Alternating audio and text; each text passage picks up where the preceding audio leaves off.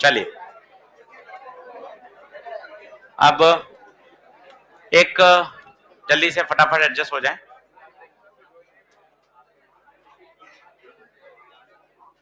भैया एक आसान चैप्टर और एक सरल चैप्टर है।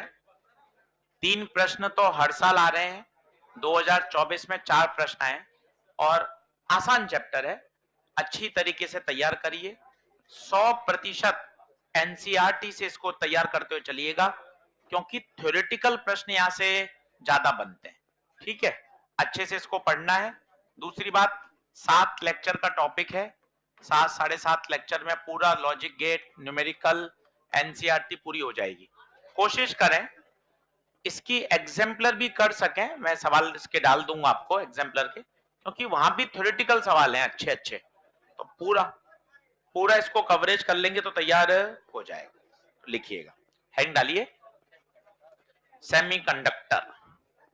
चलो बातचीत बंद करो, बिल्कुल शांत हो जा भाई। बंद करना, बात कर, बंद कर। हाँ कोशिश कर। अब चलो लिखो, क्लासिफिकेशन ऑफ, हेडिंग डालिए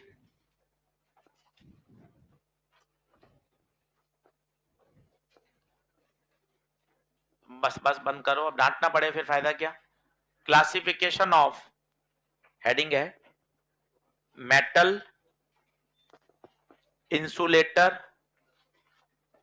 मेटल, इंसुलेटर एंड सेमीकंडक्टर।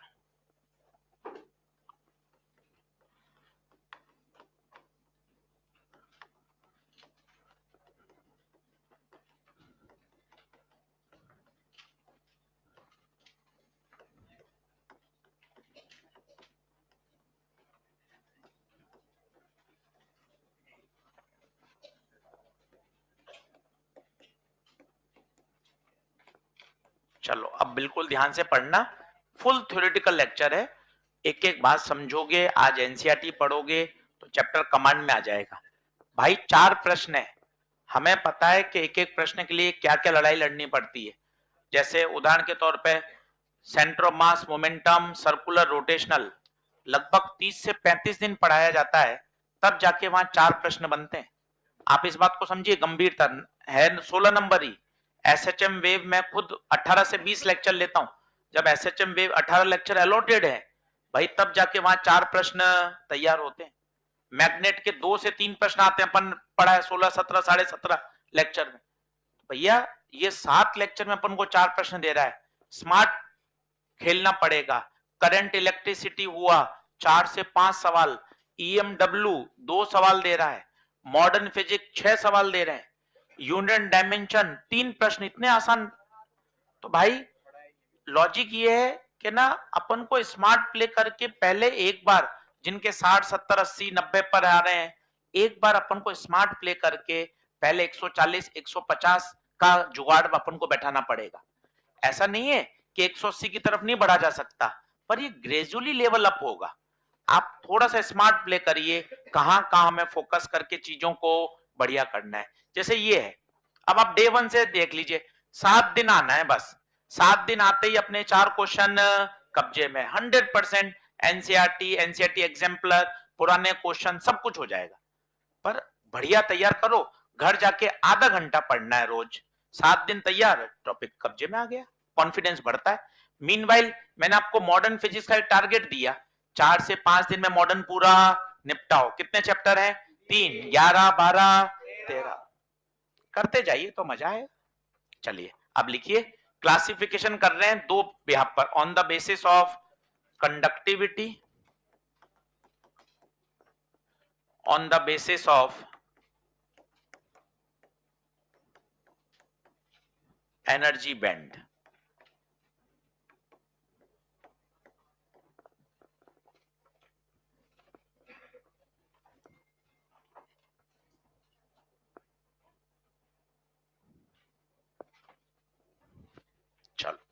शुरू करें? तो पहला लिखिए, on the basis of conductivity.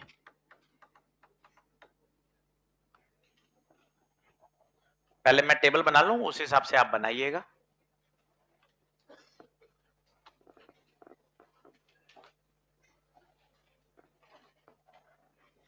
शुरू करिए।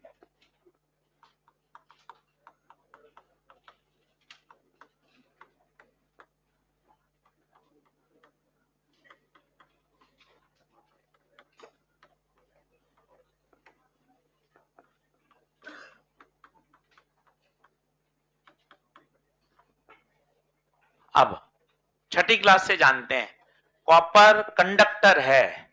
क्यों? सबको पास उत्तर है क्योंकि उसके पास क्या है? Free electrons.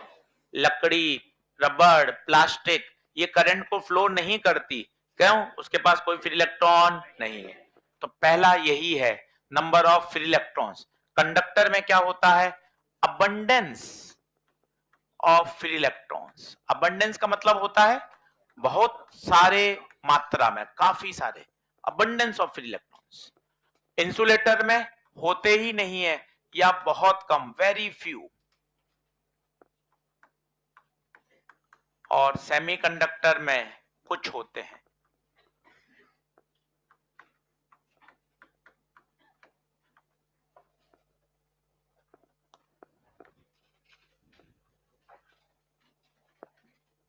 दूसरा, रेजिस्टिविटी और कंडक्टिविटी की बात करें तो रेजिस्टिविटी का सिंबल होता है रो, कंडक्टिविटी का होता है सिग्मा, और दोनों एक दूसरे के क्या होते हैं? इनवर्स। अब बिल्कुल रटिए मत, थोड़ा दिमाग लगाइए। आप नमी से चीजों को सुन रहे हैं। कंडक्टर कौन होते हैं? जिसमें करंट फ्लो होती है। इनका मतलब उनकी कंडक्टिविटी हाई होती है। तो देखिए सिग्मा हाई। अगर सिग्मा हाई है तो दिमाग लगाइए, रो कम, लो। बिल्कुल रटो मत, थोड़ा सा तड़का लगाओ इसमें। अब इंसुलेटर, तो 5 सेकंड सोचो ना। इंसुलेटर, करंट फ्लो नहीं होती। करंट फ्लो नहीं होती तो मतलब कंडक्टिविटी बहुत कम है, कंडक्टिविटी वेरी लो। तो रेजिस्टिविटी वेरी हाई, उल्टा तो चलेगा ही। और सेमीकंडक्टर क्या होते हैं? सैंडविच होते हैं। सैंडविच का मतलब है मेटल और इंसुलेटर के बीच में। तो इनका सिग्मा मॉडरेट होता है। मॉडरेट का मतलब ना ज्यादा लो ना ज्यादा हाई। सोच समझ के याद करिए, बिल्कुल ऐसा मत करिए कि मतलब वर्ड टू वर्ड रट लें। रटना नहीं है, थोड़ा सा दिमाग लगाते चलेंगे तो हो जाएगा।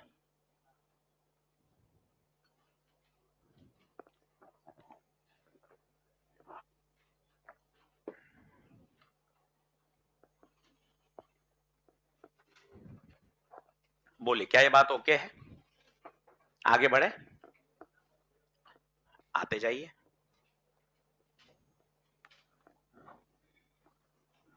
तीसरा, तीसरा पॉइंट है साहब, एग्जाम्पल। बताइए थोड़े थोड़े कंडक्टर के एग्जाम्पल। सबसे अच्छा कॉपर, सभी मेटल, प्लेटिनम, सब metal, all metals are good conductor of electricity. पढ़ा हुआ है, सबको टेंशन नहीं है। इंसुलेटर के एग्जाम्पल रबड़, लकड़ी, प्लास्टिक, ये सब एग्जाम्पल है। सेमीकंडक्टर के नए हैं जो आपने सुने भी हैं, नहीं तो याद रखिए, सिलिकॉन एंड जर्मेनियम। ये सबसे बेसिक सेमीकंडक्टर हैं। बाद में तो इस पे भी काम होने लगा, वो भी हमारे आगे जाके सिलेबस में है, कंपाउंड सेमीकंडक्टर। आगे जाके हम पढ़ेंगे एलईडी में, फोटो सेल में, गैलिनियम आर्सेनिक, कैडमियम सल्फाइड। और रटने की जरूरत नहीं है, धीरे धीरे जब बोलते जाएंगे तो अपने आप याद होते जाते हैं। आराम से समझिए, 3 पॉइंट, फिर स्लाइड बदलूंगा। एक भी ऐसा नहीं था जो आपको नहीं पता है, तीनों। पहला, इलेक्ट्रॉन की संख्या। तो हम सभी जानते हैं कक्षा शुरू होने से पहले, कोई कंडक्टर करंट क्यों फ्लो करा रहा है? क्योंकि उसके पास अबंडेंस ऑफ फ्री इलेक्ट्रॉन्स है। उसकी कंडक्टिविटी हाई है, रजिस्टिविटी लो है। उदाहरण क्या है इसके? मेटल्स, कॉपर, प्लेटिनम, सिल्वर, सभी metal are the example of conductors. क्या अगला पॉइंट बढ़े? देख लीजिए तीनों पॉइंट ओके हैं क्या? चलिए साहब आगे देखते हैं, आओ जल्दी आओ।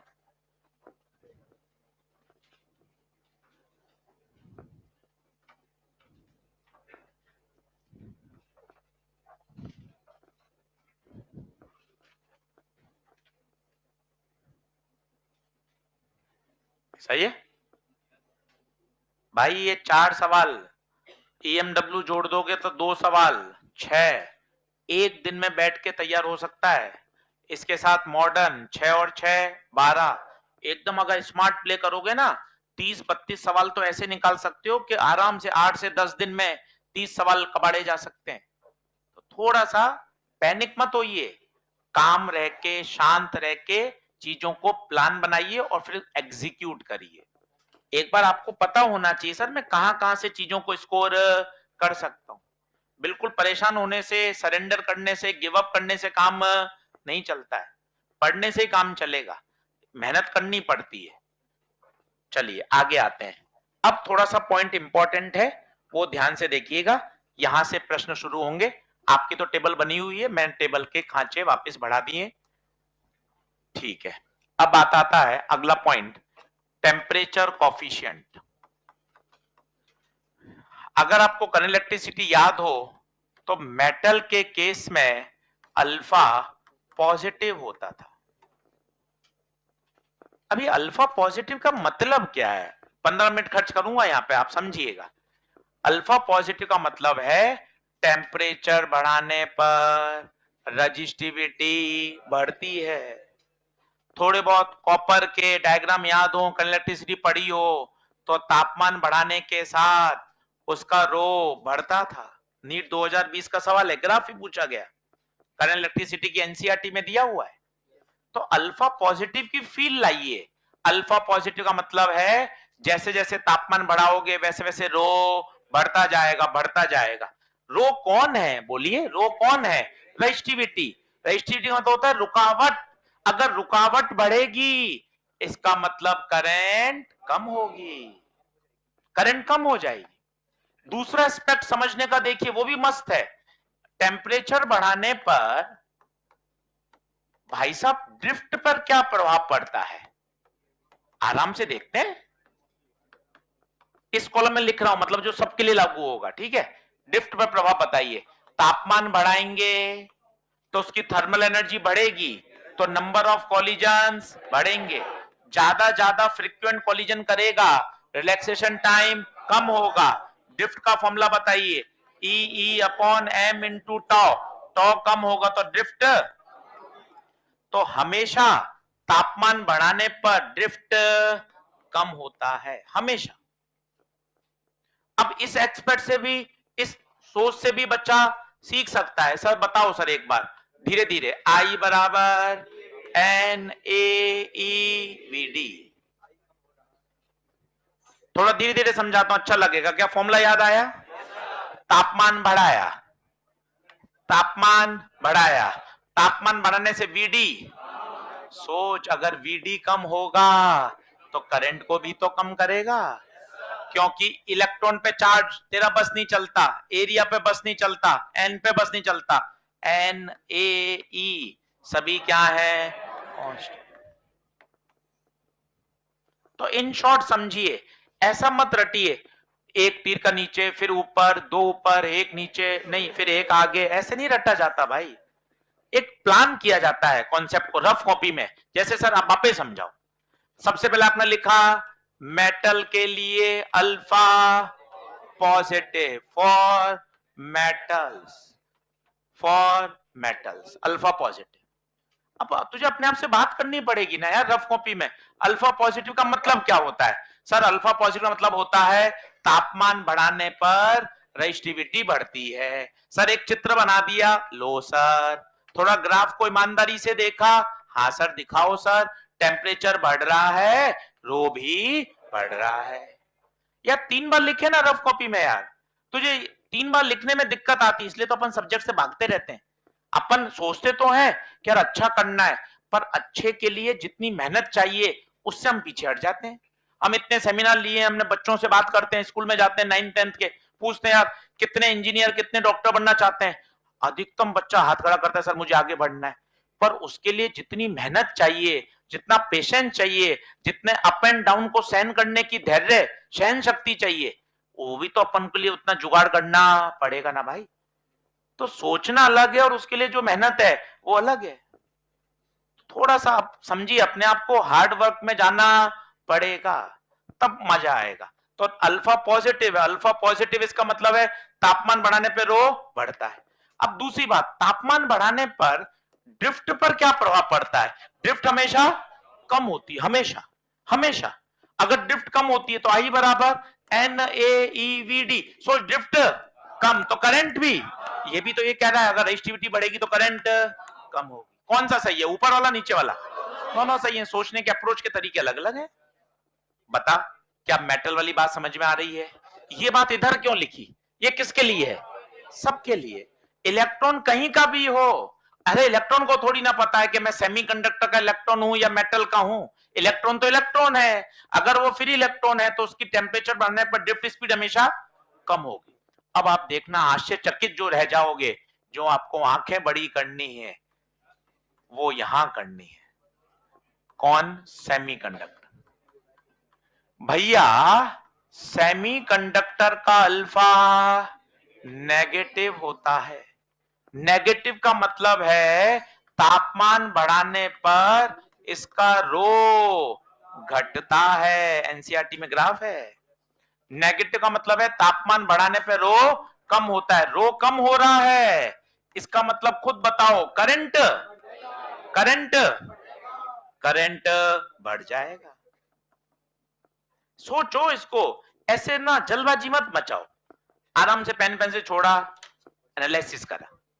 अल्फा नेगेटिव, अल्फा नेगेटिव का मतलब तापमान बढ़ाओगे तो इसका प्रभाव उल्टा चलेगा, उल्टा चलेगा, रेजिस्टिविटी कम होगी।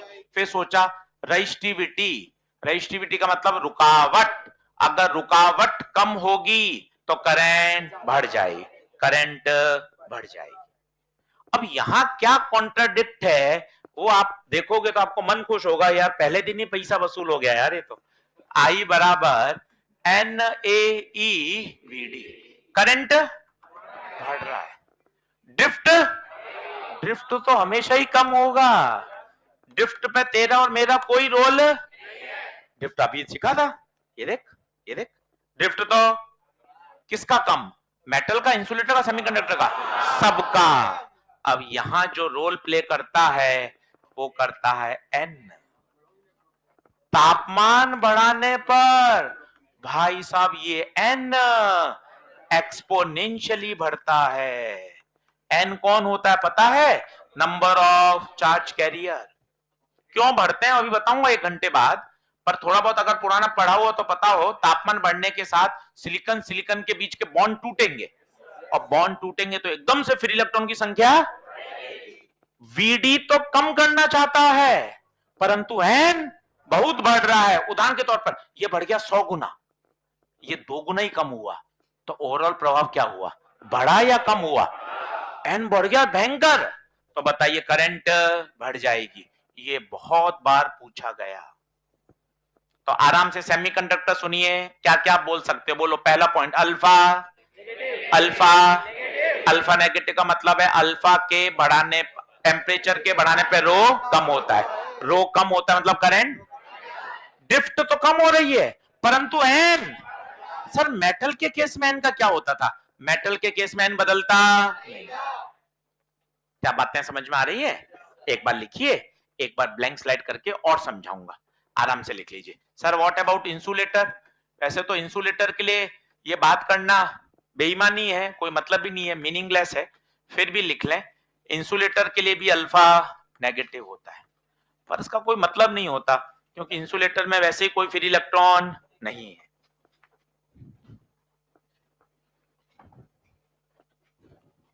आराम से लिखिए, 5 मिनट लगाइए, फिर मुझसे वापस समझिए, कोशिश करिए यही बढ़िया समझ में आ जाए, और घर जाके आधा घंटा पढ़ना है।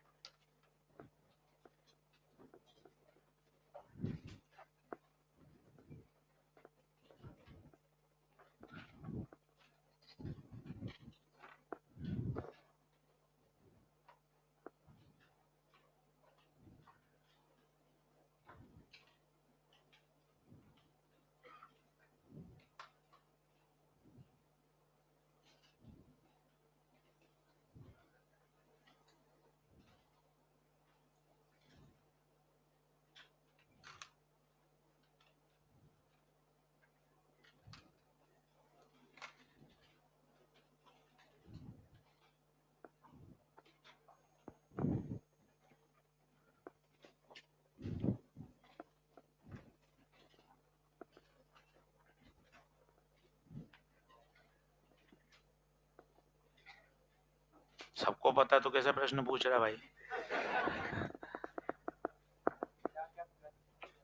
ऐसे भावनात्मक बात कर रहा है। कल आया था, नहीं आया था? पढ़ाई करी थी घर पे? अरे मैं तो आ ही रहा था। हाँ।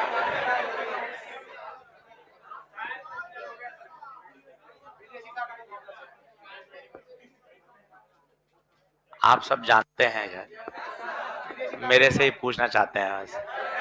आप कुछ प्रतिक्रिया दे दो।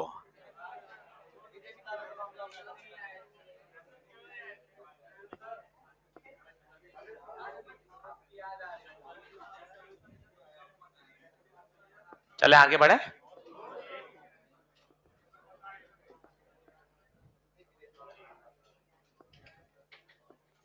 चलो ये बात एक बार वापस समझते हैं, ठीक है? ड्रिफ्ट किस में कम होगा? सब में। आप ऐसा सोचो ना, यार इलेक्ट्रॉन्स को क्या ही पता कि मैं मेटल का फ्री इलेक्ट्रॉन हूं या सेमीकंडक्टर का। उसको तो ये पता है टेम्परेचर बढ़ाते हैं तो थर्मल एनर्जी बढ़ती है, कोलिजन ज्यादा करता है तो ड्रिफ्ट कम होता है। परंतु वहां खेल कौन खेल रहा है? एन।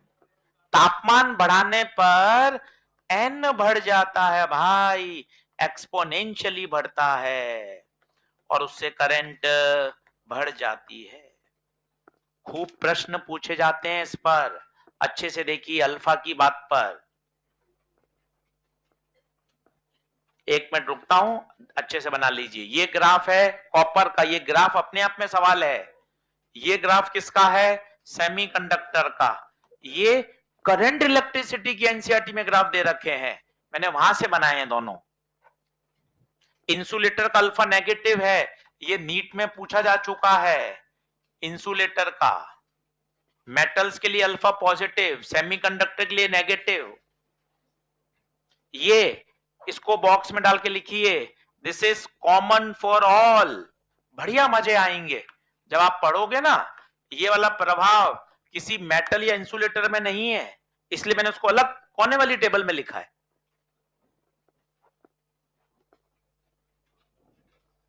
रफ कॉपी लेकर इसको याद करो, पीछे पढ़ना पड़ेगा, याद भी हो जाएगा।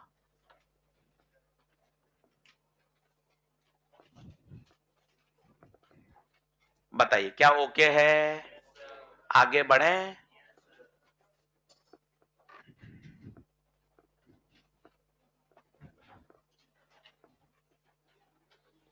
ये तो था on the basis of conductivity, जो आप 8वीं 9वीं 10वीं में जानते थे। अब नई चीज पढ़ रहे हैं, on the basis of energy band.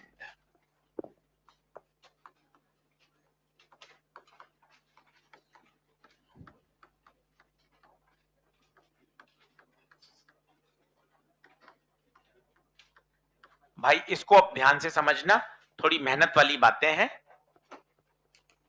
कोशिश करोगे तो बढ़िया आ जाएगा। आज इसके 3 से 4 पेज एनसीईआरटी के पढ़ना है, कुछ भी फालतू की बात में इन्वॉल्व ना हो। पढ़ाई पढ़ाई से काम चलेगा और कोई मतलब नहीं है, बस इस बात का ध्यान रखेंगे। तो मन खुश रहेगा। चलिए पहले बात करते हैं सिलिकॉन की। सिलिकॉन सेमीकंडक्टर है, सिलिकॉन का एटॉमिक नंबर होता है 14।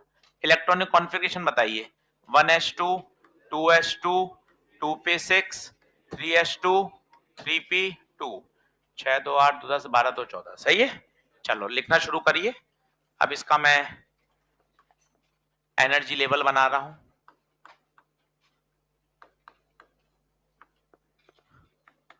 आराम से समझना, अब ये आधे घंटे की चर्चा है, यहां से चैप्टर का बेस बनेगा।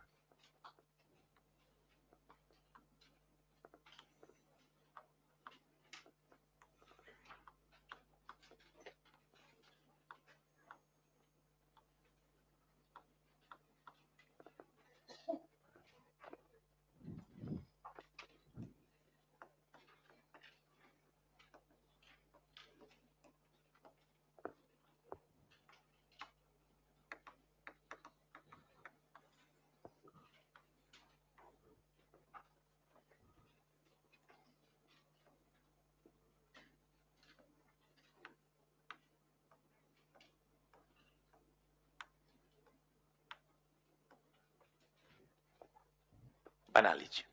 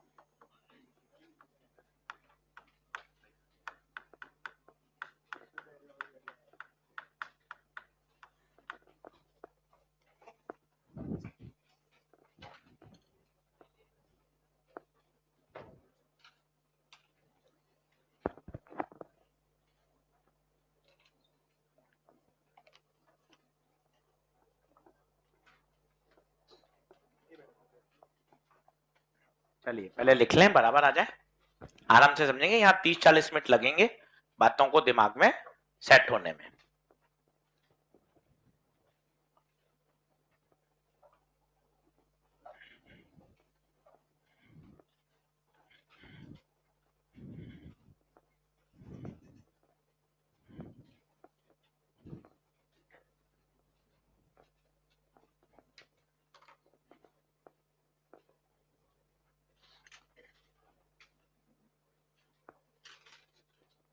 शुरू करूं?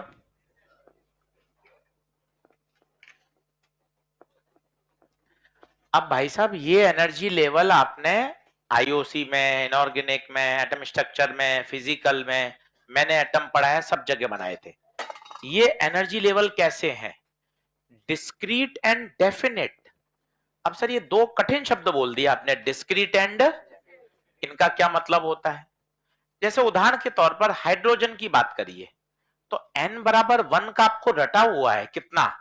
-13.6। आप किसी भी कंट्री में चले जाइए, किसी भी लेबोरेटरी में पढ़ा लीजिए, काम कर लीजिए, n बराबर 1 हाइड्रोजन का लेवल फिक्स रहेगा, -13.6। ये बात हो रही है आइसोलेटेड एटम की, एक अकेले परमाणु की बात हो रही है। एनर्जी लेवल फिक्स है, डेफिनेट है। सर डिस्क्रीट पे थोड़ा प्रकाश डालिए। डिस्क्रीट का मतलब होता है अलग अलग, कॉन्टिन्यूस नहीं है। अगर आपको पता हो 13.6 के बाद अगला घर 3.4 का है, बीच में कोई घर नहीं है। तो energy levels are discrete and definite, discrete and definite. क्या ये बात समझ में आ रही है? ये किसकी बात हो रही है? एक आइसोलेटेड एटम। अब कहानी में ट्विस्ट है लाला। अब बात कर रहे हैं किसकी? सॉलिड की। सॉलिड एक एटम से नहीं बनता, लाखों करोड़ों एटम पास पास आएंगे। अब खेला होगा। ये एक एटम की संरचना, ये देखिए, ये दूसरे एटम की संरचना, ये तीसरे एटम की संरचना। ये बताइए अब सारे एटम कैसे आ रहे हैं? पास पास आ रहे हैं। क्यों आ रहे हैं पास पास? क्यों आ रहे हैं पास पास? इनको क्या करना है? सॉलिड बनाना है। सॉलिड बनाने के चक्कर में अब इस इलेक्ट्रॉन की हालत खराब है। पहले इस इलेक्ट्रॉन का इंटरेक्शन अपने खुद के न्यूक्लियस से होता था। अब इस इलेक्ट्रॉन का इंटरेक्शन नेबर के सारे न्यूक्लियस इसको क्या करेंगे? अपनी तरफ खींचेंगे। तो इसका व्यवहार आइसोलेटेड एटम के इलेक्ट्रॉन के व्यवहार से वही रहेगा या अलग हो जाएगा? अलग हो जाएगा। अब इसकी जो एनर्जी यहां फिक्स थी माइनस का 3.4, अब फिक्स नहीं होगी। वो एक हल्का सा एनर्जी लेवल में स्प्रेड हो जाएगी। और वो जो स्प्रेड होता है उस स्प्रेड को आज हम सबसे पहला नाम देंगे एनर्जी बैंड। पहले देखो मैंने एक लाइन खींची थी, अब मैं क्या बना रहा हूं? बैंड बना रहा हूं। ये 1s, ये 2s। बोलूंगा अभी 3-3 4-4 बार समझाऊंगा, आप चिंता मत करिए। और ध्यान से देखिए, मैं जो मोटाई है वो बढ़ाता जा रहा हूं। आशीष सर इसके पीछे भी कोई विज्ञान है क्या? हाँ विज्ञान है। क्या है गुप्ता सर वो विज्ञान? अंदर वाला जो इलेक्ट्रॉन है ना उसका एनर्जी में बहुत ज्यादा परिवर्तन क्यों नहीं आएगा बताइए? वो अपने खुद के न्यूक्लियस से ही टाइटली बाउंडेड है। उस पर दूसरे लोग ज्यादा प्रभाव, कौन ज्यादा प्रभावित होगा? जो सबसे आउटर है। क्यों? क्योंकि वो खुद के न्यूक्लियस से लूजली बाउंड है। दूसरे वाले मजे लेंगे और क्या करेंगे? उसको अपनी तरफ खींचेंगे। क्या बात समझ पा रहे हैं क्या? इसका मतलब अब जो एनर्जी लेवल पहले डिस्क्रीट थे, डेफिनिट थे, अब वो डेफिनिट ना होकर एक बैंड में क्या होगा? स्प्रेड। अब 1s में पहले सबकी -13.6 थी, अब -13.4 और -13.6 के बीच में एक रेंज आ गई। इस रेंज को ही शब्द क्या बोलते हैं? Energy bands. सर कुछ एग्जाम्पल देके समझाए जिससे मैं समझ पाऊं। आइए बात करते हैं। जैसे उदाहरण के तौर पर डेफिनेट क्या होता है? जैसे सर मैं पिछले 1 साल से या 2 साल से कोटा रह रहा हूं, मैं अपना घर खर्च, अपना हॉस्टल का, मेस का खर्चा सब देता हूं, पिताजी पैसे भेजते हैं। हर महीने के अंत में सर मेरे पास एग्जैक्ट 10 रुपए बचते हैं। 10 रुपए बचते हैं सर हर महीने। सर मैंने देख लिया सर बराबर। पता ये कैसे है? डेफिनेट है। अब दूसरा देखिएगा पिक्चर। सर हर महीने के अंत में मेरे पास एक रेंज रहती है 10 से 12.5 रुपए की।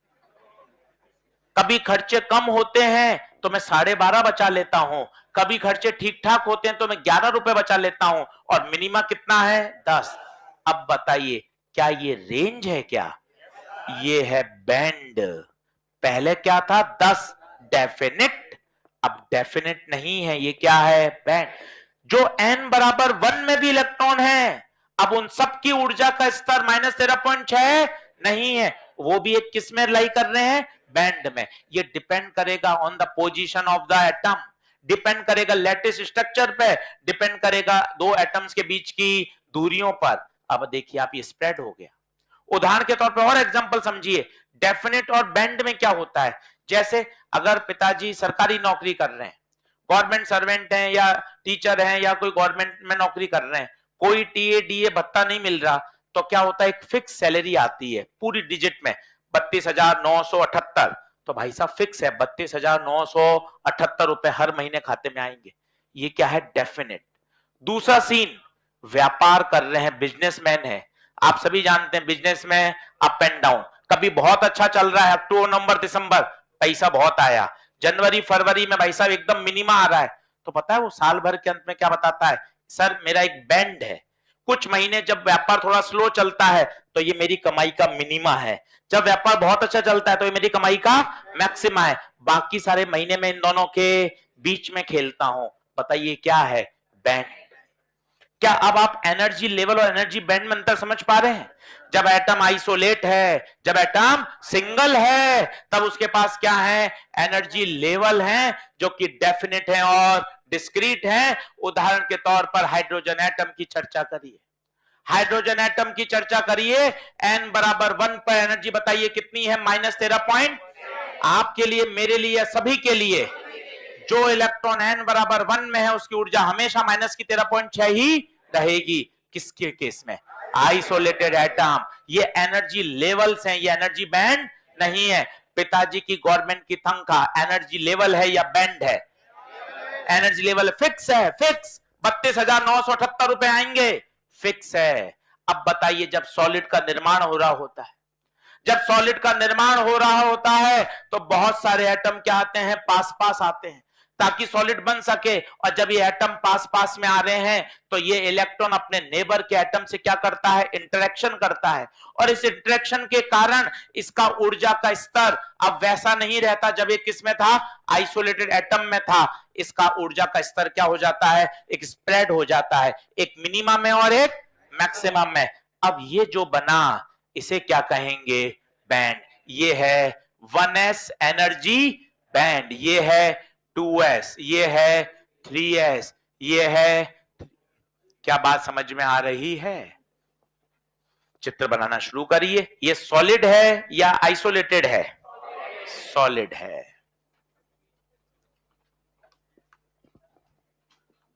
लास्ट स्लाइड लगाऊं क्या पहले?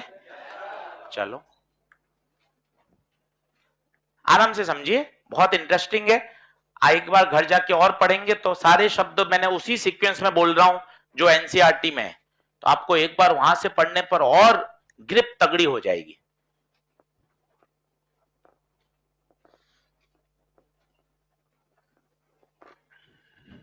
नीचे लिखिए, ये सॉलिड फॉर्मेशन के समय का चित्र है।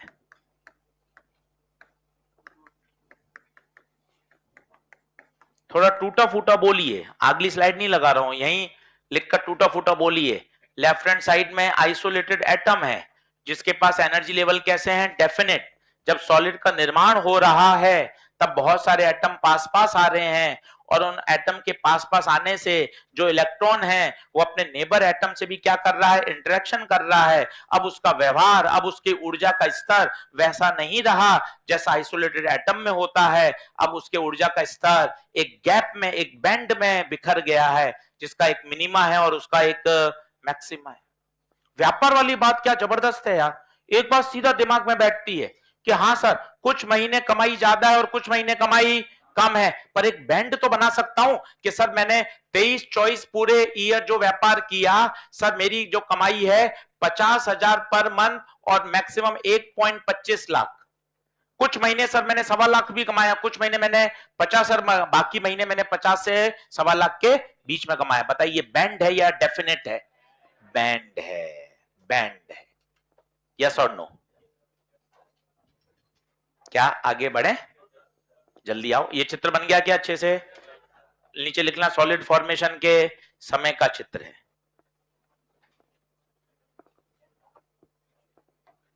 ये बनाइए। अच्छा ये बताइए, ये क्या हुआ? नीचे पतले ऊपर मोटे क्यों है? नीचे की ऊर्जा में ज्यादा परिवर्तन नहीं आया। क्यों नहीं आया? क्योंकि वो खुद के न्यूक्लियस से स्ट्रांगली बाउंड थे, उनको, उन पर दूसरों लोगों ने ज्यादा प्रभाव नहीं दिखाया, इसलिए उनकी एनर्जी लेवल में ज्यादा डिफरेंस नहीं आया। देखिए बैंड पतले हैं।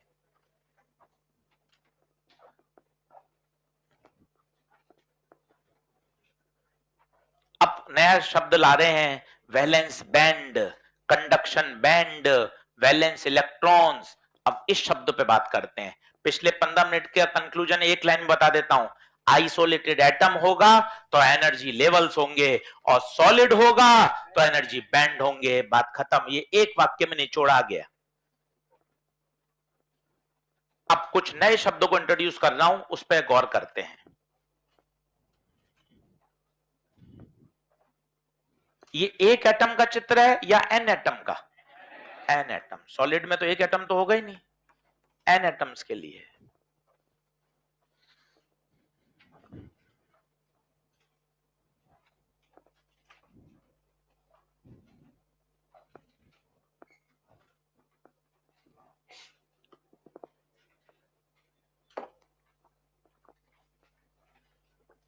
बोलूं भाइयों?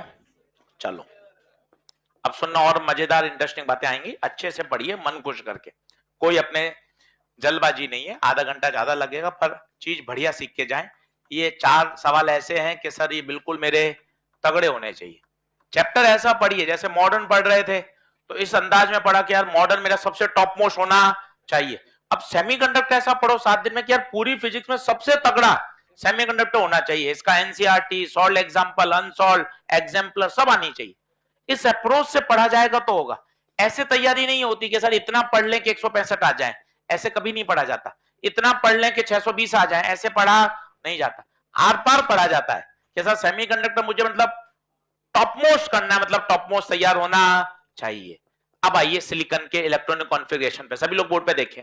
अब मैं एक शब्द बोल रहा हूं, आरडी सर के पास जा रहा हूं और शब्द उनसे ले रहा हूं वैलेंस शेल।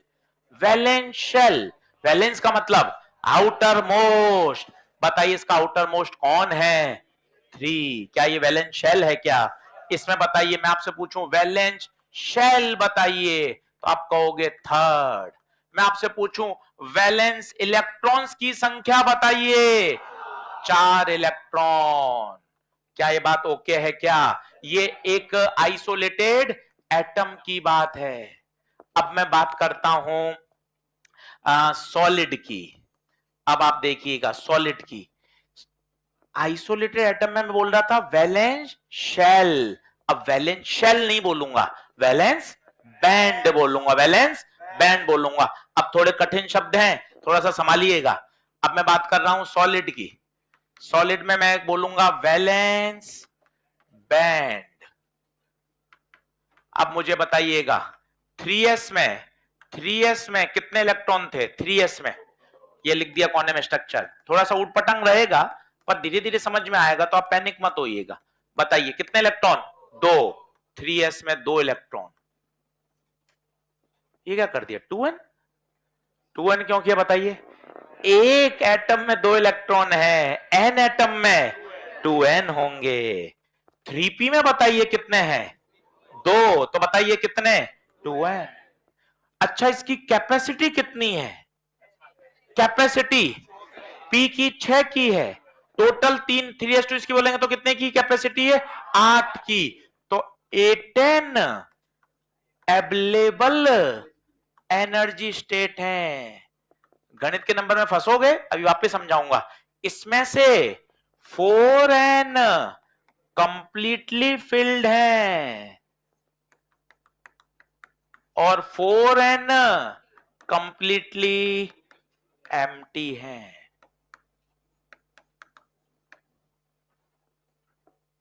फुल ऊपर से जाना शुरू हो गया, erase all, erase all. Sir आप भी बाकी लेक्चर जैसा करोगे फिर क्या फायदा? अब भी समझ में आना जरूरी है, आजा फिर मेहनत करते हैं। ये किसका था? ये किसका था? एटम का। देख एटम का, मुझे बता इसका वैलेंस शेल कौन? कोशिश कर। 3rd। और बोल वैलेंस इलेक्ट्रॉन कितने? 4। और सोच पी में कुल कितनी औकात? 6। 6 में से 2 भरे हुए हैं और 2, कुल कितने हैं? 8 आ सकते हैं। पी में 6 और एस में 2, कुल कितने? 8। कुल कितने? एक एटम में 8, 2 एटम में 16, 2 से गुणा किया। एन एटम में 8n, एन एटम में 8n। 8n में से कितने फिल्ड?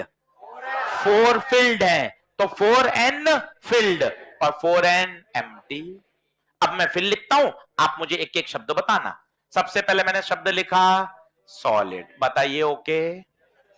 ठीक है। सॉलिड में पहले स्ट्रक्चर लिखा 1s2 2s2 2p6 3s2 3p2। किसका है बताइए? सिलिकॉन का। बता वैलेंस एनर्जी बैंड कौन सा? 3rd।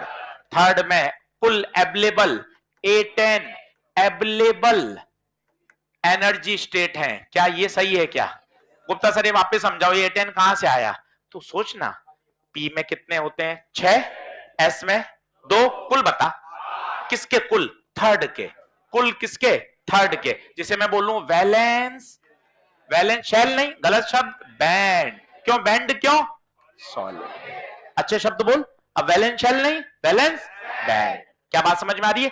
8 कहां से है बता? 8 पी के 6, एस के 2, तो कुल देख अवेलेबल लिखा, अवेलेबल। पी में 6 से ज्यादा औकात नहीं है, पर वास्तव में स्थिति क्या है? भरे हुए तो 4 ही हैं, एक एटम में 4, तो एन एटम में 4n completely filled, 4n completely empty. क्या बता, अब कुछ कुछ समझ में आ रहा है? अब इसी बैलेंस बैंड को हमारे बड़े लोगों ने स्प्लिट कर दिया। क्या कर दिया? स्प्लिट कर दिया 2 भागों में। इसका जो लोअर एनर्जी वाला पार्ट बोला उसे बोला वैलेंस बैंड, और इसका जो अपर वाला पार्ट बोला उसे बोला कंडक्शन बैंड। क्या बोला? Conduction band. अगर मैं सेमीकंडक्टर में बात करूं तो आप देखिएगा, ध्यान से देखिएगा, ये कौन है? Conduction band. ये कौन है नीचे वाला? Balance band.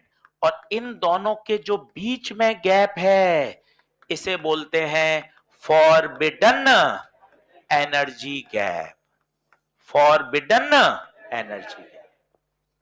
अब इस पर चर्चा करते हैं। सर ये क्या चीज बना दी आशीष सर, कुछ नया क्या कर दिया आपने? अब बात कर। तो यहां तक तो समझ में आ गया था। जो तीसरा है उसे बोलते हैं वैलेंस शेल, पर ये तो आरडी सर बोलते हैं आइसोलेटेड एटम में, अपन बात कर रहे हैं सॉलिड की। तो पहले तो वैलेंस शेल हटा दे, वैलेंस बैंड बोलना शुरू कर। बोल वैलेंस बैंड ओके है क्या? अब वैलेंस बैंड को ही 2 भागों में तोड़ दिया गया, कंडक्शन और वैलेंस। जब इलेक्ट्रॉन बाउंड होंगे तो किसमें पाए जाएंगे? वैलेंस में। और जब वो फ्री हो जाएंगे तो कूद के कहां पहुंच जाएंगे? कंडक्शन बैंड में। अगर जैसे मैं बोल रहा हूं फ्री इलेक्ट्रॉन, तो आपको तुरंत सोचना है वो कहां पा जाएगा? कंडक्शन। सारा खेल ये गैप है। अपन बोलते हैं यार लकड़ी में करंट फ्लो क्यों नहीं होती? सर फ्री इलेक्ट्रॉन नहीं होते। सर वो इंसुलेटर क्यों है? क्योंकि फ्री इलेक्ट्रॉन नहीं होते। चूंकि लकड़ी में फ्री इलेक्ट्रॉन नहीं है इसलिए वो इंसुलेटर है। आप ऐसे ही गोल गोल गोल गोल घूमते रहोगे। अब आपके पास सही जवाब क्या है? लकड़ी में फॉरबिडन एनर्जी गैप बहुत, तो इलेक्ट्रॉन को बाउंड से फ्री में कूदने के लिए गैप, इतना गैप हम भर नहीं सकते, इसलिए लकड़ी, रबड़, प्लास्टिक क्या है? इंसुलेटर। अगला सुनेंगे तो मन खुश हो जाएगा, मेटल में ये गैप होता ही नहीं है, मेटल में दोनों चिपके होते हैं। इसका मतलब कब वो फ्री है कब वो बाउंड है पता ही। इसका मतलब हम बोलते हैं मेटल में एनर्जी गैप बैंड कितना है? 0। सेमीकंडक्टर में ठीक ठाक होता है, जिसको हम तापमान बढ़ाकर इलेक्ट्रॉन को नीचे से कहां कूदा सकते हैं? ऊपर। क्या ये बात समझ में आ रही है? ये फॉरबिडन एनर्जी गैप कौन डिसाइड करता है? आप, मैं ना, ये प्रकृति डिसाइड करती है। दिस इज कैरेक्टरिस्टिक प्रॉपर्टी, इस पे आपका और मेरा बस नहीं है। इंसुलेटर क्यों इंसुलेटर है? क्योंकि उनका फॉरबिडन एनर्जी गैप ज्यादा है। आपके पास अभी तक क्या जवाब था क्लास शुरू होने से पहले? लकड़ी करंट फ्लो क्यों नहीं कराती? लकड़ी के पास इलेक्ट्रॉन नहीं है। प्लास्टिक क्यों नहीं कराती? क्योंकि फिर इलेक्ट्रॉन नहीं। अरे आज अच्छा जवाब बताइए। दूसरा दूसरा क्या है? इनका फॉरबिडन एनर्जी गैप ज्यादा है, बहुत ज्यादा है, इसलिए इलेक्ट्रॉन, और अच्छे अलग तरह से बोलिए, अगर इलेक्ट्रॉन बाउंड है तो कहां पाया जाएगा? वैलेंस में। अगर इलेक्ट्रॉन फ्री है तो कहां पाया जाएगा? कंडक्शन में। अलग तरह से शब्द पकड़ते जाएंगे, बातें स्मूथ होती जाएंगी। फिर सर ये एटेन एटेन सर एक बार और नजर प्लीज। चल एक बार और सीख। तो क्यों परेशान होता है भाई? क्यों परेशान हो रहा है? बता 3s2 3p2 दिख रहा है? हाँ बोल, बोल हाँ बोल। 3s2 3p2 में p की औकात बता 6, s की औकात बता 2, कुल औकात 8, कुल 8, एक एटम में 8, तो n में 8 है। देख अवेलेबल। भरे हुए कितने हैं? 4, एक में 4, तो n में 4, एम्प्टी 4। इस कंप्लीटली एम्प्टी और इस कंप्लीटली फिल्ड। फिल्ड वाले को क्या बोला? वैलेंस। और फ्री वाले को कंडक्शन। यस और नो? लिखना शुरू कर, धीरे धीरे अपने आप सेट होता जाएगा, बढ़िया समझ में आ जाएगा।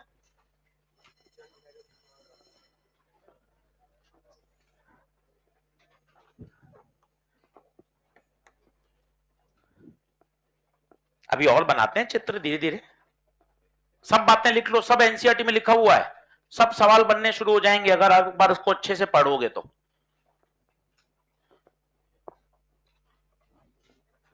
ये क्या 4n 8n पे सवाल नहीं आया, पर क्या एनसीईआरटी में पूरा पैराग्राफ दिया हुआ है। भाई सवाल आ जाएगा फिर गड़बड़ है, इसलिए अपन को तो हर चीज तैयार करनी है। जब आप पढ़ोगे तो आपको पता ही चलेगा ये 8n क्या है 4n क्या है। अब आपने सुन लिया ना, अब आप कॉन्फिडेंट हो नहीं यार, कंटेंट पूरा अपना तैयार होना चाहिए।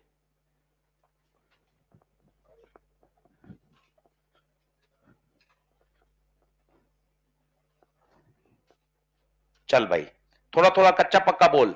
जब आइसोलेट एटम होता है तो वहां एनर्जी लेवल होते हैं, जब सॉलिड बनता है तो एनर्जी लेवल नहीं एनर्जी बैंड होते हैं। देख अच्छा लाइन समझ में आई।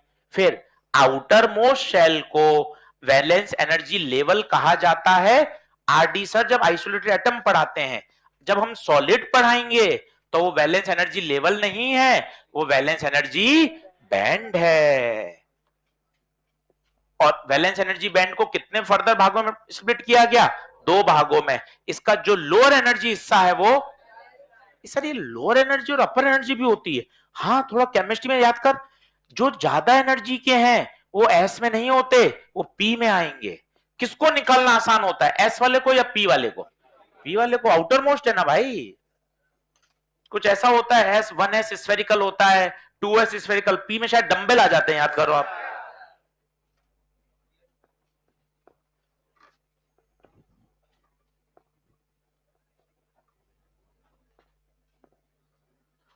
अरे हेलो, कुछ नहीं आ रहा क्या? नींद तो नहीं ले रहे? नींद का समय नहीं है अभी। हाँ बहुत शानदार बहुत शानदार। ये तो जाते आते समय का भी तो कुछ अलग साउंड निकालो, ये तो सालों से चल रहा है, तुम कुछ नए इजाद करो। जाते समय का तो हो गया, आते समय का कुछ अलग है, वैसे पता चला हाँ ये अब आ रहा है। हाँ कोशिश करो अलग तरह की, है ना।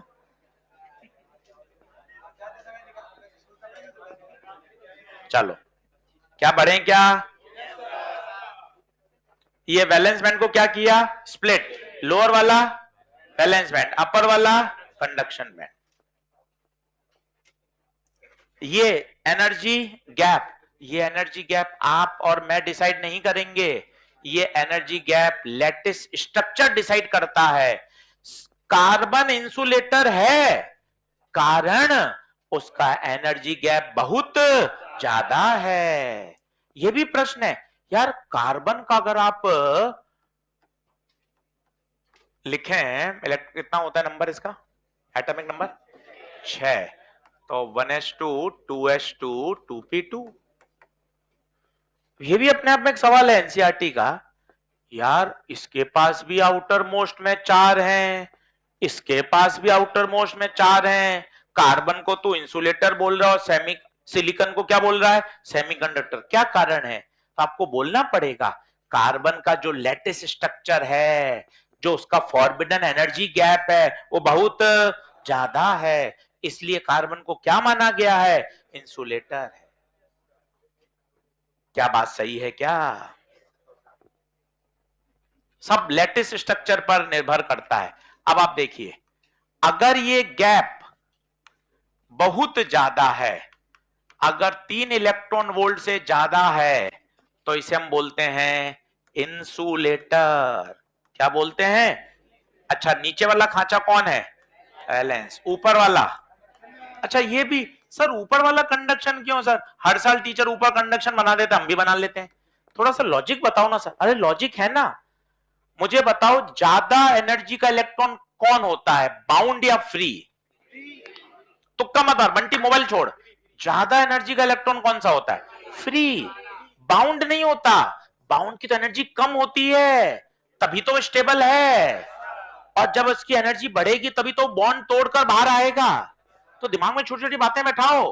ज्यादा एनर्जी वाला इलेक्ट्रॉन कौन सा होता है, फ्री। फ्री इलेक्ट्रॉन का घर कौन सा है, कंडक्शन बैंड। ये एनर्जी से हिसाब से बनाया गया। ये देख चित्र देखना, यहां से कम एनर्जी वाला नीचे था, ऊपर जैसे जैसे ज्यादा एनर्जी बढ़ती जा रही है। अब बताओ वैलेंस कंडक्शन में ज्यादा एनर्जी किसकी, कंडक्शन की, इसलिए कंडक्शन कहां ऊपर, वैलेंस कहां नीचे। थोड़ा ऐसे मतलब करोगे डिस्कस, तब है पढ़ाई करने का मजा। कि सर ये चित्र देखो मैंने यहां वाई एक्सिस में क्या लिखा है, आप बात ही नहीं समझ। देखो वाई एक्सिस में क्या लिखा है, एनर्जी लेवल, जैसे ऊपर जा रहे हैं एनर्जी बढ़ती जा रही है। 1s की -13.6 होती है, याद करो, ऊपर जा रहे हैं -3.4, लगातार इलेक्ट्रॉन की एनर्जी क्या होती जा रही है, बढ़ती जा रही है। यस और नो? आइए आइए आइए, अगर गैप 3 इलेक्ट्रॉन वोल्ट से ज्यादा है तो कौन है, इंसुलेटर। अगर ये गैप ही नहीं है भाई, ये देख ओवरलैप ही हो गए, पता ही नहीं चल रहा, ओवरलैप हो गए, तो बताइए कौन है, मेटल्स। इनका एनर्जी गैप होता ही नहीं है, जीरो। ऊपर कंडक्शन, नीचे वैलेंस। और अगर ये गैप मॉडरेट है, मॉडरेट का मतलब ना बहुत ज्यादा ना बहुत कम, 3 इलेक्ट्रॉन वोल्ट,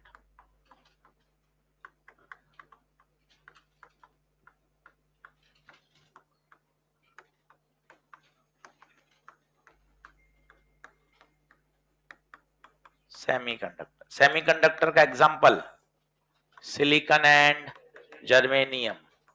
इंसुलेटर का एग्जांपल कार्बन। मेटल्स का एग्जांपल कॉपर, प्लेटिनम।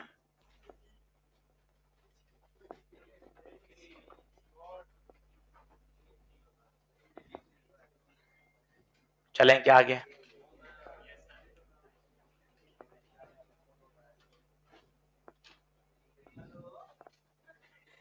कौन है रे? और फिर मतलब क्या, बोल के नीचे मुंह करने से फायदा क्या है? चलो चलो, तो वैलेंस कंडक्शन का गैप ही मायने रखता है कि भैया वो सॉलिड है, सेमी है, इंसुलेटर है या कंडक्टर है। अगर गैप बहुत ज्यादा है तो कौन है, इंसुलेटर। आराम से इस बात को बनाइए, यहां से एक सवाल बनना शुरू हो चुका है।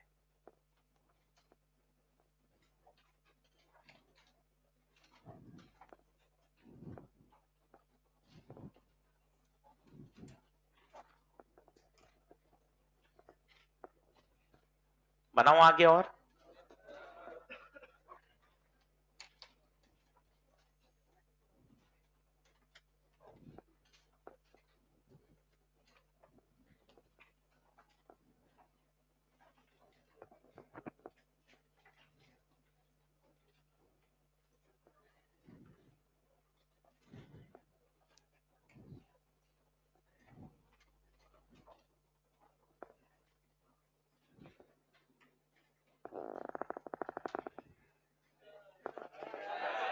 बहुत बहुत बढ़िया, बहुत बढ़िया, मैं सब समझ रहा हूं। हाँ चलो, सब समझ रहा हूं मैं।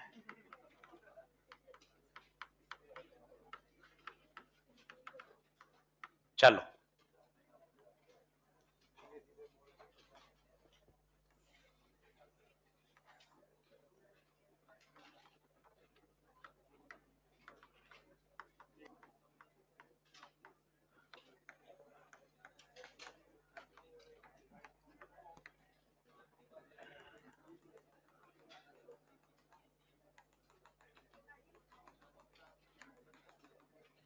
अब देखो,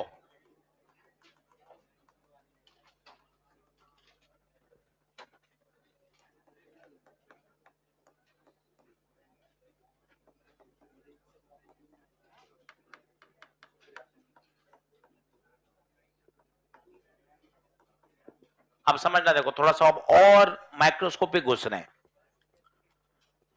वैलेंस शेल से शुरू कर रहे हैं कहानी। आउटर मोस्ट को वैलेंस शेल बोलते हैं, वैलेंस एनर्जी लेवल बोलते हैं। सॉलिड आते ही वो वैलेंस एनर्जी बैंड हो जाता है, उसके भी दो हिस्से हो जाते हैं, वैलेंस और कंडक्शन। लोअर वाला वैलेंस, अपर वाला। गुप्ता सर ये फोर एन कहां से आ गई सर, ये बात वापस आ जा, तीसरी बार आ जा, अपने क्या दिक्कत है, शर्म थोड़ी ना अपने कोई, पढ़ा रहे हैं यार बच्चों को। ये देख, अब बता, कुल इसकी टोटल औकात, कुल टोटल औकात, पूरा शब्द लिख वापस, 8n available out of 4n completely failed and 4n completely field वाले को क्या बोलोगे? Valence band. अब देख मैं और बना रहा हूं सर, 4 क्यों नहीं भर दिए सर, 2 ही क्यों भरे? ये जो थर्ड है ना, उसके भी एनर्जी स्टेट हैं, 3s होगा, 3p होगा, सबके 3s 3s, सबके 3p 3p, किसी भी s या किसी p में 2 ही तो है, ये देख ले। ये जो थर्ड है उसके भी तो लेवल है, 3s 3p 3s 3p 3s 3s 3p, ये देख, दो दो दो दो दो दो भरे हैं, 3 भर सकते हैं क्या? नहीं सर, पी में भर दो 3, पी में 3 कैसे भरेंगे, पी में तो 2 ही है, औकात भले ही 6 की पर है तो कितने, 2। ये देख पूरा कैसा है, एम्प्टी, 0 केल्विन पे चित्र है ये। सर 0 केल्विन का मतलब क्या होता है, कोई थर्मल एनर्जी नहीं है। सर तापमान और थर्मल एनर्जी में क्या संबंध है? थर्मोडायनेमिक्स, थर्मल एनर्जी होती है E बराबर 3/2 kT। अगर तापमान 0 होगा तो कोई भी थर्मल एनर्जी नहीं है। देख सारे इलेक्ट्रॉन कैसे हैं, बाउंड, कोई इलेक्ट्रॉन फ्री नहीं है। ये गैप कौन है, ये फॉरबिडन। और इन शब्दों को देखोगे तो मजा आएगा। फॉरबिडन का गूगल में हिंदी मीनिंग है निषिद्ध। निषिद्ध का मतलब होता है मना, लिखा होता है धूम्रपान करना निषिद्ध है, निषिद्ध का मतलब होता है मना है। मना है मतलब इलेक्ट्रॉन इस रीजन में पाया, या तो इलेक्ट्रॉन बाउंड होगा तो कहां होगा, वैलेंस में, या तो फ्री होगा तो कहां होगा, कंडक्शन में। क्या बात समझ में आ रही है? चित्र बनाइए, किसका चित्र है बताओ, ये सेमीकंडक्टर का, कौन से तापमान पर है? अब बताइए, एक अगला सेंटेंस बहुत शानदार है, at 0 kelvin all semiconductor behave as a insulator. भाई साहब ये बड़ा तगड़ा लाइन है, इसको फील कर सकते हैं क्या? क्यों इंसुलेटर है बताइए? क्योंकि कंडक्शन बैंड पूरा एम्प्टी है। जब कंडक्शन बैंड में कोई फ्री इलेक्ट्रॉन ही नहीं है तो करंट फ्लो कहां से करेगी? इसलिए सभी सेमीकंडक्टर इंसुलेटर बन जाते हैं एट 0 केल्विन। काफी बार ये प्रश्न आया हुआ है, कारण बताइए? कारण है conduction band is totally empty.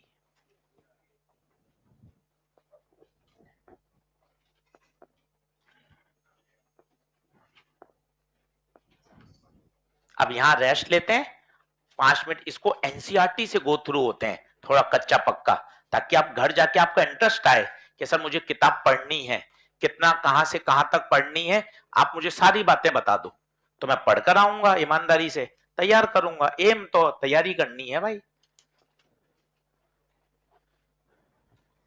मेहनत कर लोगे, चैप्टर ऐसा है तुम्हें भी समझ में आ रहा है यार, कोई इंटीग्रेशन नहीं लग रहा, कोई डिफरेंशिएशन नहीं है, कोई ग्राफ के सवाल नहीं आ रहे यार, कोई कैलकुलस नहीं लग रही, बड़े बड़े फॉर्मूले नहीं है, कुल जमा ही 3 से 4 फॉर्मूले हैं पूरे चैप्टर में, 3 से 4 फॉर्मूले बस, और आपके सारे प्रश्न बन जाएंगे। तो यार ये तो अच्छे से तैयार करो।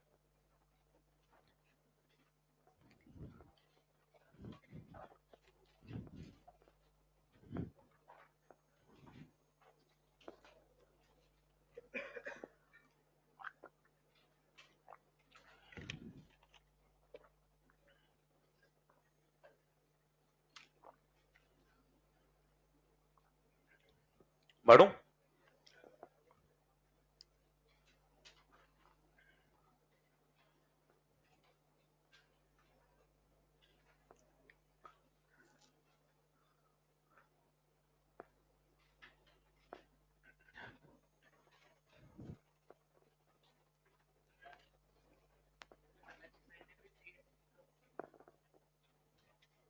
समझाने में क्या कह रहे हो? नहीं नहीं, ये जो थर्ड है यही तो 2 भागों में टूटा है, कोई 3s 3p अलग अलग थोड़ी ना है, इसी को तोड़ा है 2 भागों में।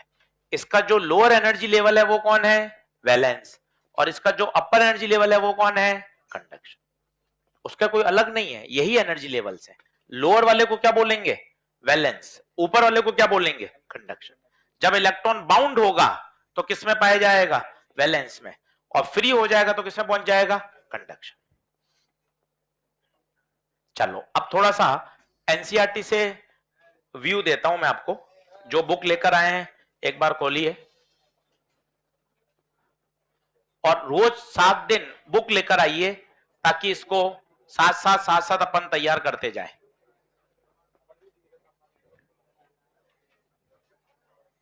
देखिए क्या क्या पढ़ना है, कहां से पढ़ना है, वो मैं आपको बताता हूं। सबसे आगे दे रखा है इंट्रोडक्शन। इस इंट्रोडक्शन में कुछ भी सवाल नहीं बनता, आप इसको स्किप कर सकते हैं। आइए इसके बाद यहां से जो हमने आज पढ़ा, मैंने हेडिंग भी बिल्कुल एकदम एनसीईआरटी से मैच करती हुई डाली है। क्लासिफिकेशन पहला part on the basis of conductivity. ये एक भी वैल्यूज याद नहीं करनी, बस ये बता रहा है मेटल्स की रेजिस्टिविटी बहुत कम होती है, कंडक्टिविटी बहुत ज्यादा होती है। ये सब नाम लिखे, इनका कोई यूज नहीं है।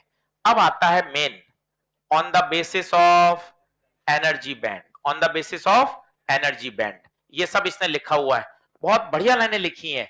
When the atom come together to form a solid, atom जब पास पास में आते हैं तो किसका निर्माण करते हैं, सॉलिड में। और उस समय इलेक्ट्रॉन की जो एनर्जी लेवल है वो बदल जाता है। क्यों? क्योंकि नेबरिंग एटम उस पर क्या लगाते हैं, फोर्स। लिखा हुआ है outer orbit of electron from neighboring atom would come very close or could even overlap।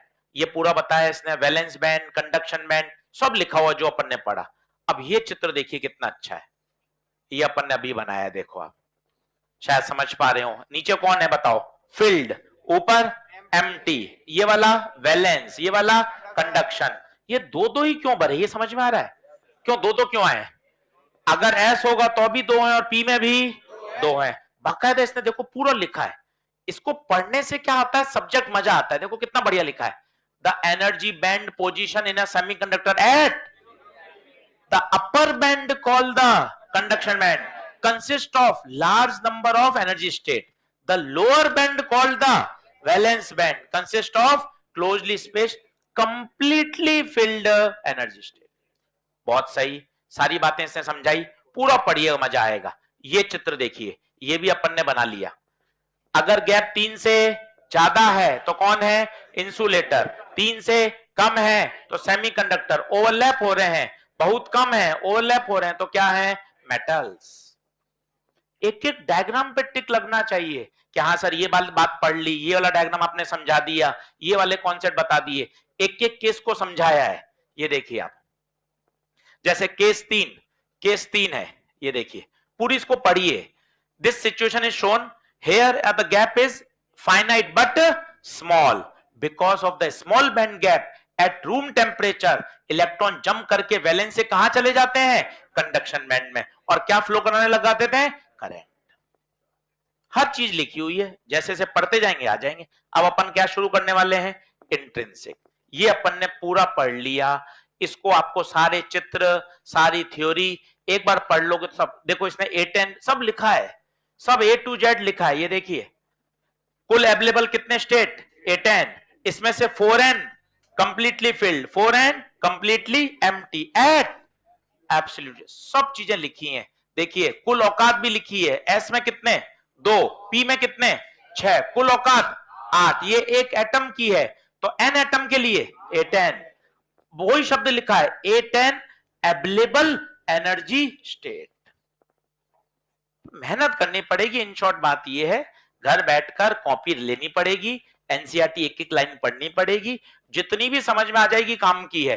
जो मेन मेन जो कॉन्सेप्ट है वो अपन ने सब कॉपी में लिख लिए। क्या आगे बढ़ सकते हैं क्या, चलिए अब हेडिंग डालिए, इंट्रिंसिक सेमीकंडक्टर। इंट्रिंसिक सेमीकंडक्टर,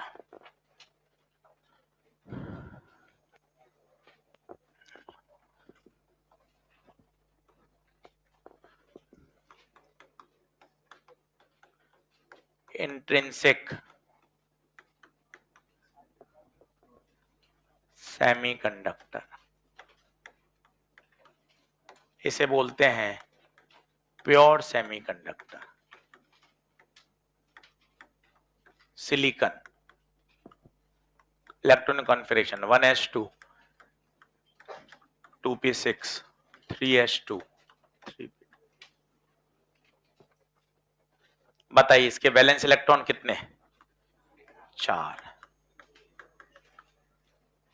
अब मैं इसका डायग्राम बना रहा हूं, ध्यान से देखिएगा।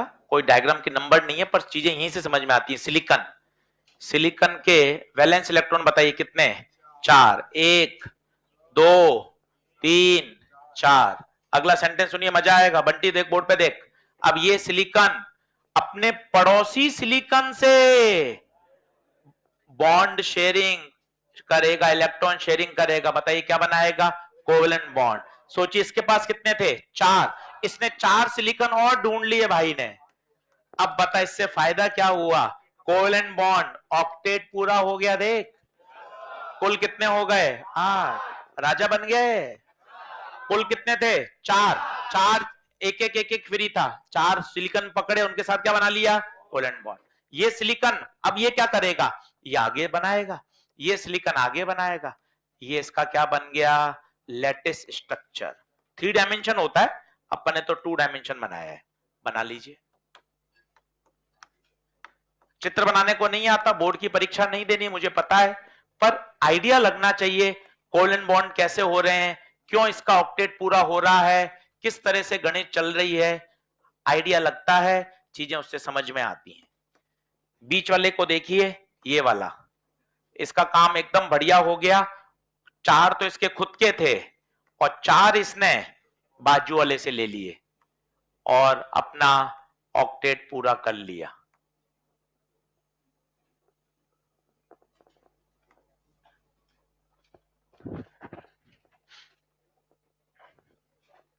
अब फिर देखिए, ये चित्र कब का है पता है?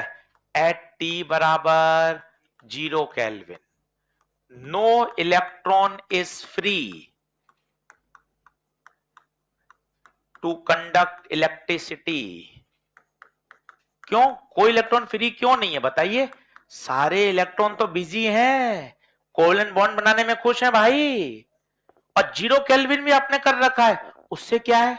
इनको कोई थर्मल एनर्जी भी नहीं मिल रही, तो ये कूद फांद भी नहीं करेंगे। हर शब्द को फील करो कि सारे 0 केल्विन पर सारे इलेक्ट्रॉन बिजी हैं। सर क्या कर रहे हैं? कोवेलेंट बॉन्ड बना रहे हैं। सर उछल कूद क्यों नहीं कर रहे? उछल कूद के लिए चाहिए थर्मल एनर्जी। थर्मल एनर्जी का सूत्र होता है 3/2 kT। तापमान कितना है? 0, तो थर्मल एनर्जी तो है ही नहीं। No electron is free. और दूसरा लिखिए, कंडक्शन बैंड इज एम्प्टी। और लिखिए, valence band is completely field.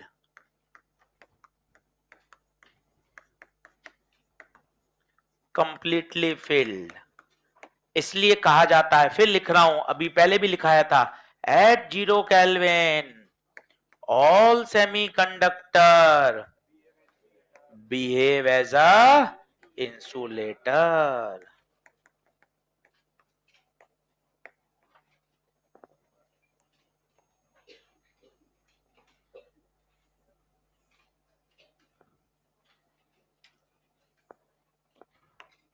आराम से देख लीजिए, 2 मिनट रुकता हूं, कोई जल्दबाजी नहीं, वापिस सुनिए। ये चित्र कौन से तापमान पे बनाया गया वो बताइए? 0 केल्विन। बड़ा बड़ा लिखिए और खुद आर्ग्यूमेंट करिए क्या क्या हो रहा है, अपने आप से बातें करिए। सिलिकॉन ने 4 दूसरे सिलिकॉन से क्या बना लिया? Covalent bond. ऑक्टेट पूरा हो गया, थोड़ी केमिस्ट्री का तड़का लगाइए। ऑक्टेट हो गया तो राजा हो गया, स्टेबिलिटी इसकी बढ़ गई भाई। अब इसको कोई दुनियादारी से मतलब ही नहीं है, महाकुंभ चल रहा है, इसका काम पूरा हो चुका है। मुक्ति।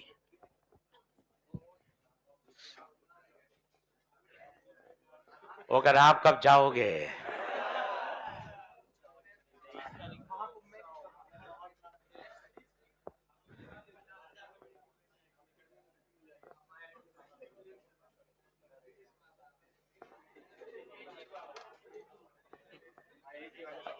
मैं सब जान रहा हूं।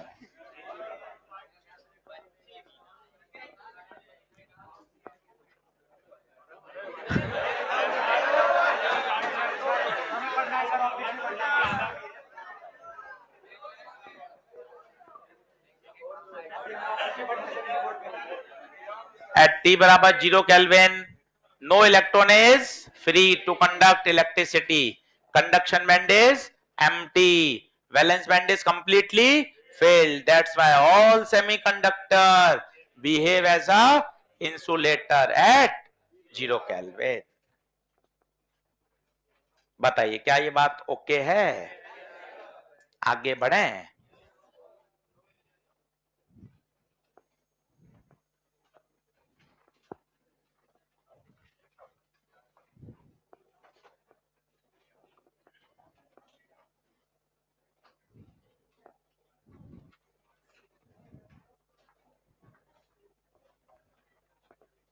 चलो अब और चित्र देखना जिससे क्लियरिटी आएगी। फुल थ्योरेटिकल है, बढ़िया समझ जाओगे तो काम हो जाएगा। ये देखो, अब मैं 0 केल्विन पे बता रहा हूं चित्र। बात बोलो, नीचे वाला कौन है? वैलेंस या कंडक्शन? अच्छा, वैलेंस नीचे क्यों होता है? क्योंकि इस बैंड में पाए जाने वाले इलेक्ट्रॉन्स की एनर्जी कम होती है। यहां वो इलेक्ट्रॉन्स पाए जाते हैं जो बाउंडेड होते हैं। इतना बोलना सीख जाओगे तो मजा आ जाएगा। सर ये क्या बनाते हो आप डॉट डॉट? ये इसके अंदर के एनर्जी स्टेट हैं। और बताइए सर ये क्या भरते हो आप? एग्जैक्ट दो। ये एग्जैक्ट दो क्यों भर रहे हो ये बताओ? 3s2 होगा तो भी 2 है, 3p होगा तो भी 2 है। ये वाले कौन है? एम्प्टी। कौन सा बैंड? Conduction band. ये चित्र बताइए कब का है? 0 केल्विन का। 0 केल्विन। ये बताइए पूरा का पूरा एम्प्टी, ये पूरा का पूरा फिल्ड। ये गैप बताइए फॉरबिडन एनर्जी गैप। अब चित्र बना रहा हूं मैं ग्रेटर देन 0 केल्विन पर। अब आप बताइए 300 केल्विन पे चित्र बना रहा हूं, आप तुक्के मारिए क्या होगा? आप तुक्के मारिए क्या होगा? आपने तापमान बढ़ाया, तापमान बढ़ाने से क्या हुआ गुप्ता सर? थर्मल एनर्जी बढ़ी होगी 3/2 kT। सोचिए इलेक्ट्रॉन की एनर्जी बढ़ी, तब उसकी कूद फांद की इच्छा बढ़ गई, तो वो वैलेंस बैंड से कूद कर कहां जाएगा? कूद कर कहां जाएगा? कंडक्शन। अच्छा, ये कूदने वाली एनर्जी कहां से आ रही है? Thermal energy. कूदने वाली एनर्जी कहां से आ रही है? थर्मल। उसको बैलेंस बैंड छोड़ना पड़ेगा। समय आ गया है, उसको बैलेंस बैंड छोड़ना पड़ेगा। कहां जाएगा बताइए? Conduction band.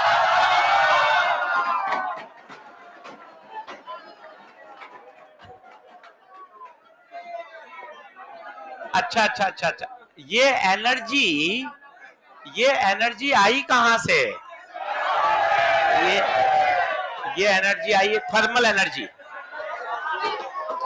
जब तक 0 केल्विन था तब तक सारे इलेक्ट्रॉन कैसे थे? बाउंड, सब वैलेंस बैंड में रह रहे थे। पर जैसे ही रूम टेम्परेचर पे बात आई, रूम टेम्परेचर। अच्छा और बात देखिए, मैंने यहां 4 जगह खाली छोड़ी और यहां 4 इलेक्ट्रॉन कहां भेज दिए? ऊपर। ये जो वैकेंसी खाली छोड़ी इसे क्या बोलते हैं? पहला प्रश्न बताइए, इंट्रिंसिक सेमीकंडक्टर में बड़ा कौन? होल की संख्या या इलेक्ट्रॉन की संख्या? इक्वल है, Ne बराबर NH। क्यों बराबर क्यों है? खुद सोचिए, 4 यहां से टूट के गए तो वहां ऊपर 4 पहुंचे, तो यहां कितने की जगह खाली? 4। तो Ne बराबर NH। ये देखिए, ये जो आपने वैकेंट किए हैं उसे बोलते हैं होल। होल की पहली परिभाषा आ गई है, the vacancy of electron, the vacancy of electron is called hole. दूसरा प्रश्न आ गया है, इंट्रिंसिक सेमीकंडक्टर में Ne और NH हमेशा बराबर होते हैं। गुप्ता सर Ne कौन है? Ne इसे बोलते हैं फ्री इलेक्ट्रॉन डेंसिटी। NH कौन है? NH इसे बोलते हैं होल डेंसिटी। अच्छा, सोच समझ के बनाना, जितनी जगह यहां खाली छोड़ी है उतने ही इलेक्ट्रॉन वहां बनाए हैं, एग्जैक्ट संख्या मैच करेगी। तुरंत देखिए, ये रहा चित्र, शुद्ध रूप से एनसीईआरटी फॉलो करिए, एक एक कॉन्सेप्ट क्लियर होता जाएगा। ये देखिए, ये देखो आप, एक एक बात के पीछे कारण अगर आप समझना चाहें, सर ये दो दो दो दो दो दो दो दो क्यों भरे हैं सर, बताओ। 3s में भी दो है, 3p में भी दो है। ये देख पूरा कैसे है, खाली। बता ये कब का चित्र है, ये कब का चित्र है, 0 केल्विन। कब का चित्र है, 0 केल्विन। ये देख, ये देख, यहां से 4 खाली हुए, देख 4 ही पहुंचे। और अगर आप होशियारी से खेलें, सर ये ऊपर के 4 क्यों खाली करे यार, जरा सोचिए, इनकी एनर्जी नीचलों से ज्यादा है तो ये जल्दी कूदेंगे ना भाई। हर बात का लॉजिक है। आप ऐसे ही चल रहे हैं टाइम पास के, मुझे पढ़ने के लिए एनसीईआरटी पढ़नी है तो मजा नहीं है। अगर आप लॉजिक से चलोगे, हर बात का लॉजिक है। अच्छा देखो सर, दो दो भरे, फिर आपने ऊपर वाले 4, सर यहाँ 4 सफेद जगह और यहाँ 4 ये ऐसे हो, मतलब क्या हुआ, 4 ऊपर चले गए तो नीचे कितनी जगह रह गई, 4 खाली जगह रह गई। इतना एनसीईआरटी से क्लियरिटी से पढ़ना जरूरी है भाई, तब तो जो मजा आएगा। देख नीचे सारी बातें इसने लिखी है, सारी बातें लिखी हैं। पहला चित्र T बराबर 0 केल्विन पर है, देख लिख दिया बिहेव लाइक। दूसरा चित्र T ग्रेटर देन, और देख क्या लिखा है, फोर थर्मली जनरेटेड। भाई साहब ये क्या लिख दिया, थर्मली जनरेटेड। ये थर्मल एनर्जी के कारण इलेक्ट्रॉन को ताकत मिली और वो वैलेंस बैंड से कूद के कहां चले गए, कंडक्शन। इस तरह से एनसीईआरटी का कवरेज चाहिए भाई, एक एक शब्द, एक एक ग्राफ, एक एक टॉपिक। अब देख कितना अच्छा लिखा है इसने, ये देख पहला प्रश्न, ये देखिए, वो कह रहा है कार्बन सिलिकॉन सबके पास एक जैसा है, तो वाई कार्बन इज इंसुलेटर, जबकि सिलिकॉन और जर्मेनियम क्या है, सेमीकंडक्टर।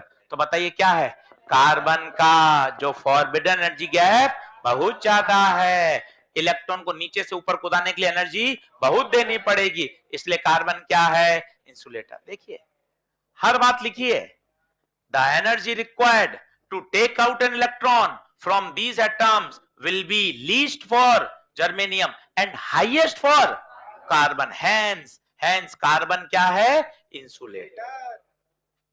पढ़ो, 1 घंटा लेकर बैठो, फालतू की रामायण में उलझे पड़े रहोगे तो कुछ भी नहीं होना है। एक एक शब्द पढ़ लोगे, बोल सकते हो सर सेमीकंडक्टर एकदम मक्खन तैयार है। कोई भी ग्राफ पूछिए, कोई भी डायग्राम पूछिए, एक एक शब्द लैंग्वेज। अब खुद देखो ना, 5 पेज में कोई फॉर्मूला नहीं आया भाई, कोई न्यूमेरिकल नहीं आया, कोई डिफरेंशिएशन नहीं है, कोई इंटीग्रेशन नहीं है, तो ये तो थ्योरेटिकल चैप्टर है ना भाई, इसको तो ऐसा तैयार करना ही पड़ेगा।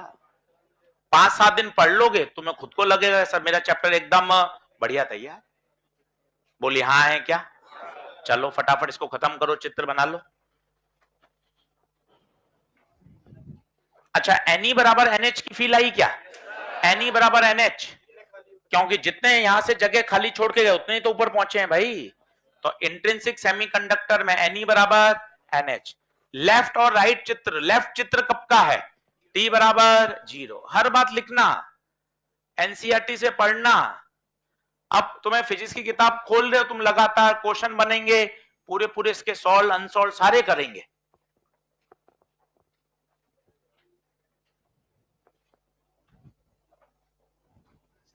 अभी इंपॉर्टेंट के समय नहीं है, अभी पूरा पढ़ने का समय है।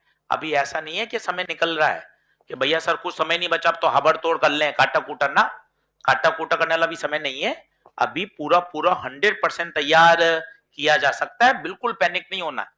रिवीजन में 1 घंटा लगेगा बस, पूरा सेमीकंडक्टर 1.5 से 2 घंटे में आप रिवाइज कर सकते हो बढ़िया तरीके से, क्योंकि एक बार दिमाग में समझाने के लिए समय चाहिए होता है भाई, उसके बाद नहीं लगता रिवीजन में।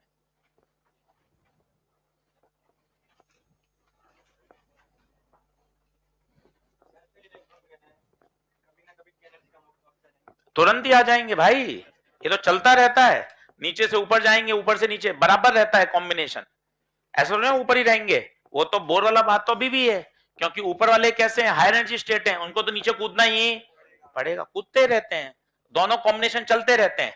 Rate of recombination and rate of generation, generation मतलब है नीचे से ऊपर पहुंचना, और ऊपर से नीचे आएंगे तो रिकॉम्बिनेशन होगा, और ये बराबर रेट से चलता रहता है, इक्वल होती है रेट।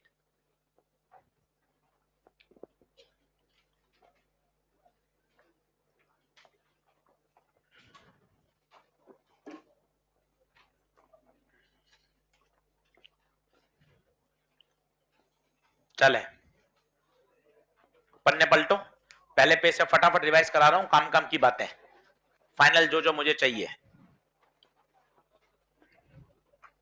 बहुत मन मजबूत करना पड़ता है सेमीकंडक्टर पढ़ाने के लिए। क्या होता है, न्यूमेरिकल की आदत पड़ी हुई है, इतने समय से फिजिक्स पढ़ाते हैं तो 2 मिनट पढ़ाया फिर न्यूमेरिकल, सिर्फ थ्योरी बोलते हैं, ऐसे लगता है बायो वाला जीवन जी रहे कि भैया सिर्फ थ्योरी। आप देखो 1.5 घंटे में कोई न्यूमेरिकल आए, मुश्किल से मैंने 100-125 लेक्चर पढ़ा लिए, कभी ऐसा लेक्चर नहीं जाता जिसमें न्यूमेरिकल ही नहीं है। बहुत कठिन है सेमीकंडक्टर, 100% क्या है थ्योरेटिकल। आप खुश हो रहे हो सर, यही तो मजा आता है, न्यूमेरिकल में तो जान निकलती है सर, ये बहुत मन खुश रहता है। आओ रटे, मैं रट डालूंगा। चलो आ जाओ भाई, फटाफट डिवीजन करेंगे, सुंदर सुंदर नोट्स बना दिए हैं, आ जाओ फटाफट। पहला page on the basis of conductivity.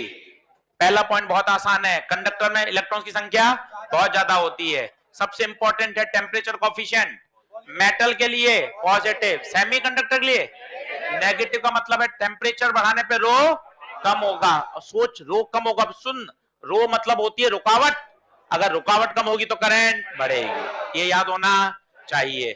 इसके बाद आता है एनर्जी बैंड, इसको बढ़िया सुन के जाइए मस्त।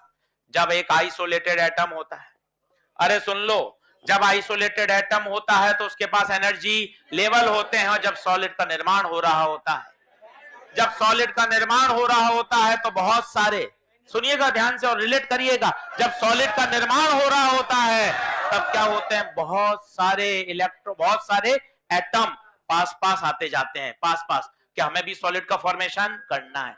अब इस सॉलिड के फॉर्मेशन के समय एनर्जी लेवल डिस्क्रीट और डेफिनेट नहीं रहते, वो स्प्रेड हो जाते हैं, और जैसे ही स्प्रेड होते हैं इसे हम क्या बोलते हैं, एनर्जी बैंड। क्या ये बात क्लियर है? फिर आउटर मोस्ट सेल को क्या बोलते हैं, वैलेंस एनर्जी लेवल एटम में, और सॉलिड में क्या बोलेंगे, वैलेंस एनर्जी बैंड। इसको कितने भागों में तोड़ दिया, 2, नीचे वाले को वैलेंस, ऊपर वाले को, और गैप को क्या बोला, फॉरबिडन एनर्जी। बोले क्या बात ओके है? अगले लेक्चर में से आगे बनाऊंगा, बहुत चैप्टर आसान है, एनसीईआरटी जरूर लेकर आइएगा ताकि इसको हम साथ साथ पूरा कवर कर सके। आप सभी का बहुत बहुत धन्यवाद।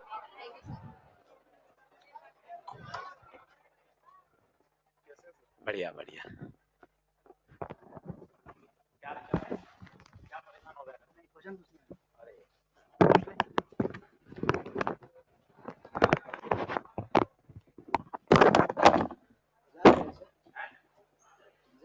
हाँ पूछ ले जल्दी आ।